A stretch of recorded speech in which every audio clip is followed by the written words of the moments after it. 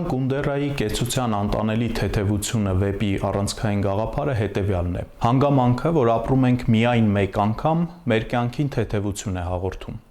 Թեթևություն բացասական իմաստով, որպես անտանելի մի բան։ Քանի որ մի անգամ ենք ապրում, չգիտենք մեր որ գործողությունն է ճիշտ, որը սխալ։ Համակարգչային խաղի հերոսը, ասենք Մարիոն, անընդհատ ծնվում ու մեռնում է, անվերջ փորձեր է անում նպատակին հասնելու համար։ Մենք զրկված ենք այդ արտոնությունից։ Մարիոյի պես չենք կարող քիթներս խոթել կյանքի բոլոր քարանձավներն ու դժոխքները։ Հրեշին սպանելու եւ արքայադստերն ազատելու մի հնարավորություն կա միայն։ Եվ նույնիսկ այդ դեպքում էլ վստահ չես, որ հենց դա էր քեզ բաժին ընկած հրեշն ու քո ճակատագիր արքայադուստրը։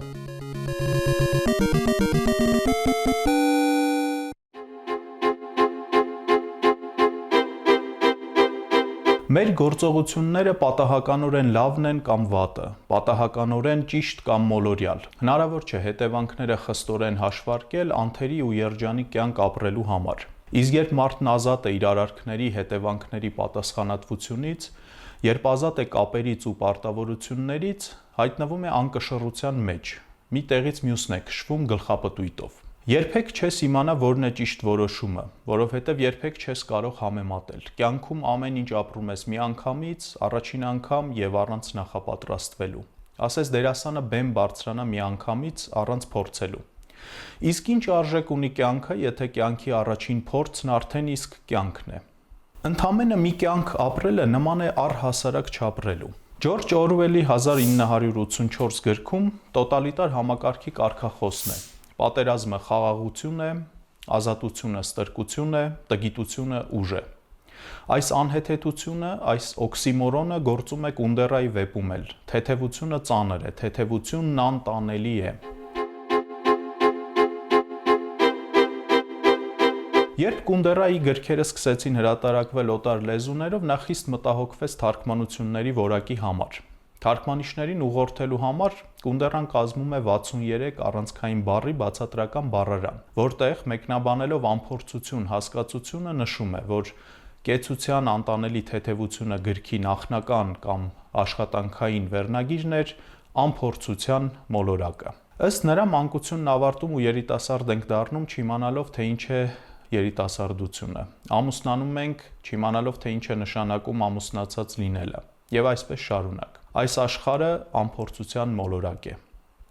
Գրքի էջերում Կունդերան կիրառում է այնմալ իսկ քայնմալ գերմաներեն ասացվածքը, որ նշանակում է մի անգամ նույնն է թե երբեք։ Ահա այսպես ապրեցի իմ միակ կյանքը, բայց եթե երկրորդ, երրորդ եւ այլ անգամներ ապրելու առիթ ունենայի, այլ կերպ կապրեի։ Նշանակում է այս առաջին եւ միակ ապրածս լուրջ չէ, հաշվի մեջ չէ։ Այս անլրջությունը թեթևամիտ է ու թեթև, ինչն էլ անտանելի է։ Որքան ծանր է բեռը, այդքան մեր գոյությունը կարճած է հողից ու նույնքան էլ իրական է եւ ճշմարիտ։ Փոխարենը բեռի լրիվ բացակայությունը մարդուն դարձնում է օդից էլ թեթև եւ ստիպում թռչել, հեռանալ երկրից ու հողեղեն գոյությունից եւ մարդը դառնում է կիսով չափ անիրական, ու նրա շարժումներն էլ որքան ազատ են, նույնքան եւ անիմաստ։ Բեռը այս դեպքում բարոյական կատեգորիա է, պատասխանատվություն, սեր, ուրիշի հանդեպ խնամքի պարտավորություն եւ այլն։ Եվ եթե մի անգամ ապրելու անեծքի պատճառով մարդը դատապարտված է թեթևության, անիմաստության ու անլրջության իմաստով, ապա ինքնական բեռ վերցնելով, սեր կամ պատասխանատվություն կարող է սեփական կյանքին կշիռ հաղորդել։ Մի կյանքենք մենք ապրում, թողնում ու հեռանում,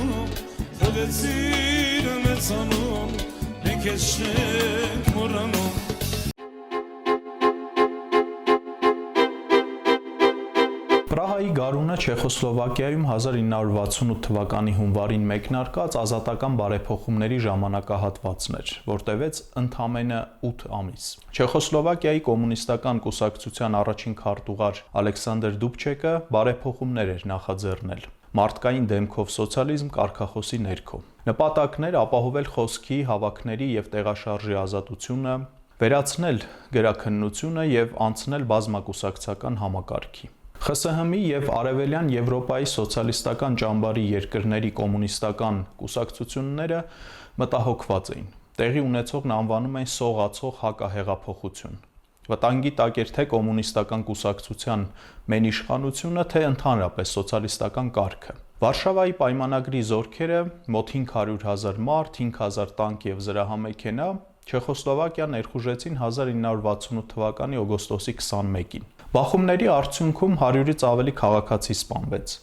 Բարեփոխումները կասեցվեցին, երկրից արտագաղթեց մի քանի 100,000 մարդ, հարյուրավոր այլախոհների նկատմամբ հետապնդումներ սկսվեցին։ Պրահայի գարունը տևեց մինչև աշուն։ Վեպի կիզակետում 1968-ի այս իրադարձություններն են՝ Պրահայի գարունը եւ դրան հաջորդած տարիները։ Համարվում է, որ գռեհիկ ու պարզամիտ է հեղինակին իր հերոսների հետ նույնացնելը։ Միգուցե, բայց հակառակն էլ հեղինակի ու հերոսների կապը ժխտելն էլ երեսպաշտություն է։ Գյուստավ Ֆլոբերին են վերագրում Մադամ Բովարին ես եմ արտահայտությունը, որ նույնիսկ եթե հորինվածք է, միևնույն է, պատկանում է կարող էր եւ պատահել շարքին։ Այո, Ֆլոբերն իր վեպի հերոսուհի Մադամ Բովարին է մասամբ, Թումանյանն իր Գիգորն է մասամբ եւ այսպես շարունակ։ Կունդերայի վեպում էլ ուղիղ խոսվում է այդ մասին։ Վեպերիս հերոսները սեփական կյանքից չիրագործված հնարավորություններն են։ Այդ պատճառով եմ սիրում նրանց բոլորին եւ բոլորից հավասարապես սարսափում։ Նրանցից յուրաքանչյուրը հատել է մի սահման, որը ես ընդամենը շրջանցել եմ։ Այս վերջին միտքը հուշում է, որ հերոսը ոչ միայն կրկնում, վերարտադրում է հեղինակի կյանքը կամ նրա հոգեկան աշխարհի ֆենոմենները, այլ ապրում է նաև հեղինակի այլընտրանքային, երևակայական կենսագրությունները, ցանկալի, բայց անհասանելի կրքերն ու սահմանազանցումները։ Միլան Կունդերան երկու անգամ հեռացվել է կոմունիստական կուսակցությունից, իսկ 1968-ին խորհրդային զորքերի ներխուժումից հետո ել ավելի ընդգծվեց նրա խզումը իր կոմունիստական անցյալից ու համոզմունքներից։ Սովետական օկուպացիայի դեմ ընդվզելով Կունդերան հանրային բանավեճերի ու ցույցերի էր մասնակցում։ Այդ պատճառով զրկվեց դասավանդելու եւ հրապարակվելու հնարավորությունից, իսկ նրա գրքերը հանվեցին Չեխոսլովակիայի գրադարաններից։ Հեղինակի կյանքի այս մի կողմը մարմնավորում է վեպի հերոսներից չեխ վիրաբույժ Թոման, ով եւս Կունդերայի նման սոցիալական մեկուսացման մեջ է հայտնվում սեփական հայրենիքում ապրելով ինչպես վտարանդի։ Վեպի մեկ այլ հերոս Սաբինան մարմնավորում է կեցության թեթև կողմը, ինչի մասին սկզբում խոսեցինք։ Սաբինան արտիստ է, ճախրող մեկ, առանց ազգության, քաղաքացիության եւ այլ ինքնությունների կապանքների, ում միակ հավատամքը ազատությունն ու դավաճանությունն է։ Դավաճանել հայրենիքը, ծնողներին, դավաճանել սիրած մարդուն, դավաճանել ինքնությունը, ցանկացած ինքնություն։ Իր չեխական ինքնության հետ Կունդերայի հարաբերություններն էլ բնավ հեշտ չէին։ 1975 թվականին ստանալով դասավանդելու հրավեր տեղափոխվում է Ֆրանսիա։ Մի քանի տարի անց Ֆրանսիայի քաղաքացիություն է ստանում։ Կեցության անտանելի թեթևությունն առաջին անգամ հրատարակվել է 1984 թվականին Ֆրանսիայում ֆրանսերեն թարգմանությամբ։ Բնագրի եւ հեղինակի մայրենի լեզվով չեխերեն վեպը լույս տեսավ 1 տարի անց 1985-ին, բայց էլի ոչ հայրենիքում, այլ Կանադայում։ Այնպես որ Կունդերան էլ Ֆլոբերի պես կարող է ասել. Սաբինան ես եմ։ Վիպական իրադարձությունները ժամանակագրական խիստ կարգով չեն դասավորված, բազմաթիվ հետ ու առաջներ կան։ Ժամանակային անկարգությունը բազմաթիվ այլ վեպերի է հատուկ, բայց այս վեպի յուրահատկությունը սփոյլերությունն է։ Գրքի միջնամասում, 3-րդ գլխում մենք իմանում ենք, որ Թոման ու Թերեզան, առանցքային կերպարները մահանալու են, բեռնատարով գլորվելով ձորը։ Թվում է, ինչ գաղտնիք է, բոլորն էլ մի օր մեռնելու են, բայց հիշեք ձեզ ծանոթ այլ ստեղծագործությունները։ Այնտեղ հերոսները գործում են այնպես, կարծես մահն իրենցից հեռու է մի քանի լուսատարի։ Դրանցում պատմողը հոգատար է թե հերոսների, թե ընթերցողի հանդեպ։ Այո, մենք գիտենք, որ հերոսներն անմահ չեն, բայց հեղինակները սովորաբար մեզ խնայում են, նրբանկատորեն անտեսում են այդ թեման։ Գրականության մեջ մահը մի բան է եւ հատկապես գլխավոր հերոսի մահը, որ անverջ հետաձգվում է, որ կարծես այդքան էլ չկա։ Հրաշքի սպասում է ձևավորվում, միգուցե հնարավոր է պլստալ։ Հովհաննես Գրիգորյանի բանաստեղծության մեջ մեռնող հայրը դիմում է որդուն. Երբեք չմեռնես, մահվան մահճում թախանձագին հորդորում էր ինձ հայրս։ Երբեք չմեռնես, ահա թե ինչ կասեմ քեզ, խնդրեց հայրս վերջին անգամ եւ փակեց աչքերը վերջնականապես։ Ահա հոր անկեղծ հավատ ցանկությունը, որ միգուցե որդին խուսանավի մահից։ Մինչդեռ Կունդերան առանց խղճի խայթի դեռ վեպի միջնամասում մեզ ասում է, որ իր հերոսները մեռնելու են։ Սյուժեի գագաթնակետը կուլմինացիան բացահայտված է, անսպասելիության էֆեկտը վերացված, թվում է պատմությունը կկորցնի գրավչությունը, բայց հակառակն է տեղի ունենում։ Գլխավոր հերոսների մահվան այդ հեգնական եւ իմիջայլոց հիշատակումը փոխում է ընթերցանության մտադրությունը։ Վեպն արդեն ընթերցվում է ոչ թե ապագան գուշակելու, հերոսների ճակատագիրը պարզելու տարածված մղումով, այլ սկսում ենք տեքստին հետևել ամենատես դիտորդի արարչի պես։ Մահվան հանդեպ ակնածանք, զգուշավորություն, վախը մի կողմ դրած։ Երբ ինչը, այսինքն մահը, գաղտնիք չէ այլևս, առաջնահերթ է դառնում ինչպեսը, ընթացքը։ Կունդերան մի ուրիշ անակնկալել ունի։ Քանի որ տեքստի ժամանակագրությունը խախտված է, վեպի ավարտին մեր սիրելի հերոսները ողջ են։ Գրքի վերջին էջերում Թոման ու Թերեզան մոտակա քաղաքի գինետան պարահրապարակում են։ Իրար գրկած, Թերեզան գլուխը դրել է նրա ուսին, օրորվում են ջութակի ու դաշնամուրի հնչյունների ներքո։ Երջանիկ, ազատված բոլոր առաքելություններից, պարտականություններից ու հալածանքից։ Այո, մի օր նրանք մեքենայով ձորն են ընկնելու, ճզմվելու են։ Այո, հիշում ենք, բայց կարևորն այն է, որ վերջին էջերում նրանց մահը չկա, նրանք ողջ են ու երջանիկ։ Հետևաբար ողջ են ու երջանիկ մեր մտքում, մեր ընթերցողական հիշողության մեջ նրանք անմահ են։ Ահա այսպես գրողի հնարքները, սփոյլերներն ու ժամանակային անկարգությունը մահից պլստալու առիթ են տալիս։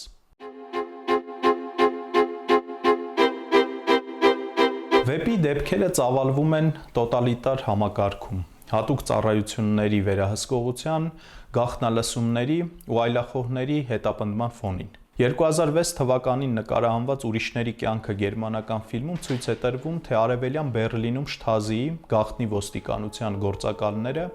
1980-ականներին ինչպես էին գաղտնալսում եւ հետևում ժամանակի ինտելեկտուալներին։ Շթազիի սպաներից մեկը հետևում է դրամատուրգ Դրայմանին, բայց հետզհետե սկսում է ապրումակցել նրան եւ նույնիսկ ծածուկ օգնել, որպեսզի գրողին չվնասեն։ Գաղտնալսման միջոցով սպան ակամա առնչվում է գրողի մտավոր կյանքին, նրա ստեղծագործական ընթացքի թաքուն վկան է դառնում, ինչն էլ վերափոխում է գործակալին, նրան դարձնում է գրողի դաշնակից եւ նույնիսկ ստեղծագործության մասնակից։ Այդպես քրիստոնյաներին հալածող աստվածաշնչյան սավուղն է փոխակերպվում, վերածնվելով որպես Պողոս առաքյալ։ Կունդերայի վեպում հանրային քաղաքական մթնոլորտը նույնն է, ինչ այս ֆիլմում, բայց լուսավոր փոխակերպումներ չեն լինում։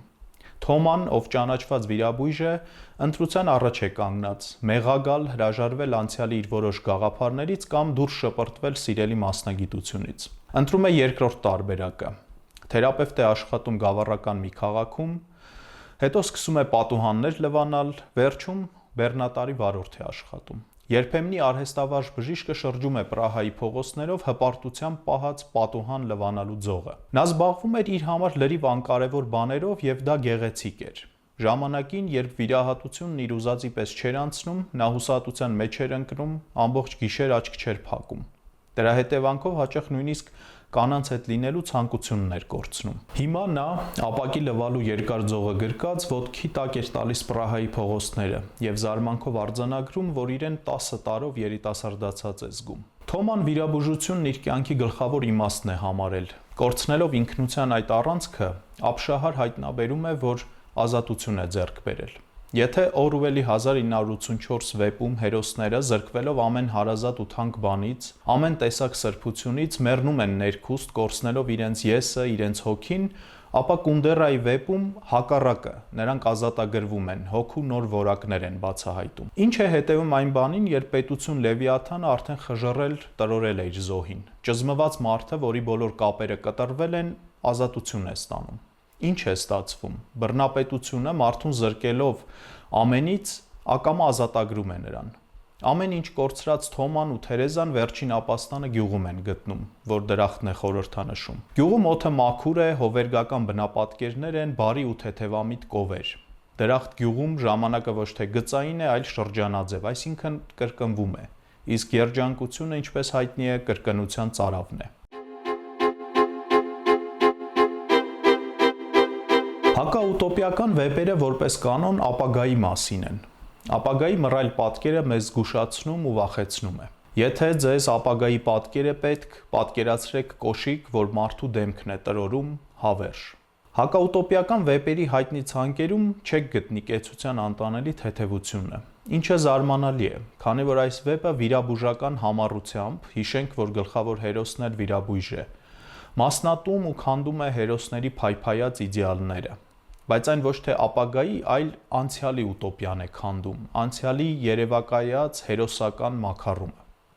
3 օրինակ բերենք։ Թերեզան, որ 1968-ի խորհրդային ներխուժման ժամանակ Պրահայի փողոցները ողողած տանկերի, զինվորների եւ նրանց դեմ ըմբոստացած երիտասարդ չեխերի հարյուրավոր լուսանկարներ էր արել, հանկարծ հայտնաբերում է, որ իր արձանագրած փաստերն օգտագործվում են այդ նույն երիտասարդների դեմ։ Քաղաքական բանտարկյալներին ազատելու կոչ ստորագրավակին միացած մարդիկ դառնությամբ գիտակցում են, որ իրենց ազնիվ մղումն օգտագործվել է ռեժիմի համար ոչ վստահելի նոր մարդկանց բացահայտելու եւ հալածանքների նոր թափ հաղորդելու համար։ Երրորդ օրինակը։ Կամբոջայի հալածյալ ժողովրդին օգնության շտապող, ձախ հայացքներ ունեցող բժիշկներն ու այլ ինտելեկտուալները, ժամանակակից ձևակերպմամբ ակտիվիստները, բախվում են իրենց ձեռնարկի ողջ անհեթեթությանն ու զավեշտականությանը։ Նման օրինակներ էլի կան վեպում։ Ուստի տեղին է, որ այս գիրքն ընթերցվի որպես վեպ հակաուտոպիա, որ կազմաքանդում է քաղաքական ու քաղաքացիական պայքարի հերոսական խոսույթներն ու դրանք սնող հավատալիքները։ Իրարից այդքան տարբեր հերոսները կուլմինացիոն պահին միանման հակադրության են առերեսվում։ Գիտակցելով, մեծ գաղափարներն ու քաղաքացիական խրոխտ կեցվածքը չեն կարևոր։ Կարևորը սերն է, կողքին գտնվող եզակի մարդու հանդեպ, ոչ թե հերոս լինելը։ Վերադառնանք նրան, ինչից սկսեցինք՝ մի անգամ ապրելու հեգնանքին։ Ճանապարհներ մշուշի մեջ էսեում Կունդերան պատկերում է անորոշության ու չիմացության մեջ խարխափող մարդուն։ Մարդն այն է, որ առաջանում է մշուշի մեջ, բայց երբ նա հետ է նայում, որպեսզի դատի անցյալի մարդկանց, նա ոչ մի մշուշ չի տեսնում նրանց ճանապարհին։ Նրանց ճանապարհը նրան թվում է լիովին պարզ, տեսանելի իր ողջ ձգվածությամբ։ Այդուհանդերձ բոլորը՝ Հայդեգերը, Մայակովսկին, Արագոնը, Էզրա Փաունդը, Գորկին, Գոթֆրիդ Բենեզ, Սեն-Ժոն Պերսը, Ժոանոն, բոլորն էլ քայլել են մշուշի մեջ, եւ կարող ենք ինքներս մեզ հարցնել, ով է ավելի կույր։ Մայակովսկին, ով գրելով իր պոեմը Լենինի մասին, չգիտեր ուր է տանում լենինիզմը, կամ մենք ինքներս իրականացնելով մեր դատը նրանց նկատմամբ տասնամյակներ անց եւ չնկատելով նրանց պարուրած մշուշը։ Ըստ Կունդերայի, չտեսնել մշուշը Մայակովսկու ճանապարհին նշանակում է մոռանալ այն, ինչ մարդն է, մոռանալ այն, ինչ մենք ինքներս ենք։ Ուրիշի ավարտուն կենսագրությունը իր բոլոր վայրիվերումներով ու մոլորություններով հանդերձ այնքան կուռ եւ ամբողջական է թվում, այնքան հստակ միտված նպատակակետին։ Կարծես ինչ որ մեկն այդ մարդու ձեռքը բռնած հոգատար առաջնորդել է։ Բայց դա մեզ միայն թվում է մեր տաքուկ հեռվից։ Իրականում ցանկացած հերոս կյանքում թե վեպի մեջ մշուշի մեջ է գործում, չիմանալով որն է ճիշտ կամ սխալ։ Իդեպ մի անգամ ապրելու անեծքը միայն մարդկանց չի հետապնդում, այլ նաև ազգերին ու պետություններին։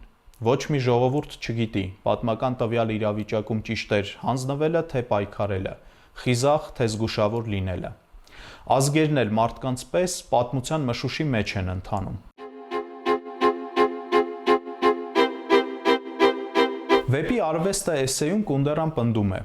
ճանաչողությունն է վեպի միակ բարոյականությունը։ Ըստ Կունդերայի տեղին չեն այն ակնկալիքները, որ վեպից ոչ թե հարցադրում են պահանջում, այլ բարոյական դիրքորոշում։ Մարդիկ ուզում են, որ բարին ու չարը հստակ տարբերակված լինեն։ Ուզում են հնարավորինս արագ դատել ու դասակարգել նախքան հասկանալը։ Դրա համար էլ գոյություն ունեն կրոններն ու գաղափարախոսությունները, այսինքն դատելու եւ ամեն ինչ իր ճիշտ տեղը դնելու համար։ Բայց գրականությունը եւ հատկապես վեպը անհամատեղելի են միակ ճշմարտության հաստատման հետ։ Միակ ճշմարտության վրա հիմնված աշխարհը եւ վեպի հարաբերական երկակի երկիմաստության աշխարհը ամբողջովին տարբեր են եւ կազմված են տարազան նյութերից։ Ամբողջատիրական ճշմարտությունը բացառում է հարաբերականությունը, կասկածը, հարցադրումը, հետեւաբար այն երբեք չի կարող միավորվել մի բանի հետ, ինչը ես կոչում եմ վեպի ոգի։ Յուրաքանչյուր վեպ ասում է ընթերցողին, իրերն այնքան պարզ չեն, ինչպես դուք եք կարծում։ Իդեպ, Կունդերայի աշխարհում ոչ միայն գրականությունն է միտված ճանաչողության, այլև սեռական կյանքը, սեքսը։ Այն, որ մի կին կարող է պանիրը նախընտրել Անուշեղենից եւ որ մի ուրիշ կին տանել չի կարող ծաղկակաղամբը, խոսում է նրանց ինքնատիպության մասին։ Բայց այդ ինքնատիպությունն անկարևոր ու անօգուտ է։ Վեպի հերոսը Թոման համոզված է, որ միայն սեռական կյանքի մեջ է ի հայտ գալիս կանանց միջև առկա այն թեկուզ աննշան տարբերությունը, որը մատչելի չէ հանրությանը եւ որը պետք է նվաճել։ Թոման, որ հարյուրավոր սիրուհիներ է փոխել, սեքսի միջոցով փորձում է գտնել հենց այդ սիրուհու, հենց տվյալ կնոջ եզակիության ճշգրիտ սահմանումը։ Սիրուհիներից մեկի եզակիության բանաձևն օրինակ Թոման այսպես է ձևակերպել. անվարժ շարժումներ միախառնված տրփանքին, հավասարակշռությունը կորցրած վայր ընկնող մարդու սարսափահար դեմք, վերև տնկված ոտքեր, որ զինված թշնամուն հանձնվող զինվորի թևեր են հիշեցնում։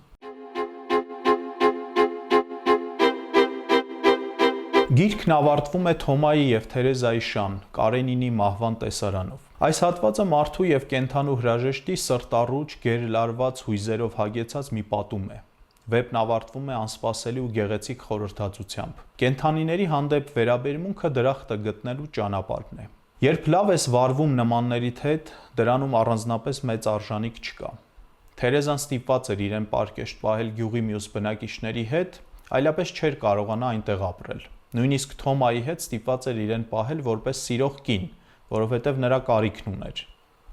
Մարդու ճշմարիտ բարությունը լրիվ անեղծ և ազատ դրսևորվում է միայն անուժ էակների հանդեպ։ Վեպի այս հատվածում հիշատակվում է Նիցշեն, որ 1889 թվականին դուրս գալով Թուրինի իր հյուրանոցից տեսնում է կառապանի կողմից մտրակվող մի ձիու։ Նիցշեն գրկում է ձիու պարանոցն ու սկսում լացել։ Հենց այս դրվագն է, որ ազդարարում է նրա հոգեկան հիվանդությունը։ Նրանով սկսում են զբաղվել, խնամել ու բուժել։ Մինչդեռ Նիցշեն, ըստ Կունդերայի, ձիուց ներողություն էր խնդրում, մարդկության այն համոզմունքի համար, որ կենդանիները հոգի չունեցող մեքենաներ են։ Նիցշեի խելագարությունն այդպիսով մարդկության հետ կապերը խզելու ակտ է։ Բարոյական եզրահանգումներ և ուղենիշեր առաջարկելուն այդքան ընդդիմացող այս վեպը կամ հեղինակը ի վերջո տեղի է տալիս և անուժ էակների հանդեպ սիրո պատգամը հռչակում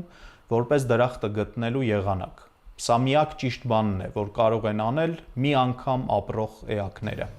Միգանքենք մենք ապրում, թողնում ու հեռանում,